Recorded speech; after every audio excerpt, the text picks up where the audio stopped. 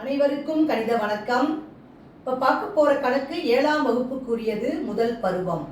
இயற்கணிதம்ங்கிற யூனிட்டில் பயிற்சி 3-2 பார்க்க போகிறோம். அதில் 3வது கணக்கு கூட்டுக அப்படின்னு சொல்லி கொடுத்துருக்காங்க. முதல் கணக்கு பாருங்க, 8x அப்போ கமா 3x. என்ன செய்யணும்? 8x + 3x. ஒத்த மாறிகளை இருக்கும் பொழுது நம்ம என்ன செய்யலாம்? கூட்டலாம்.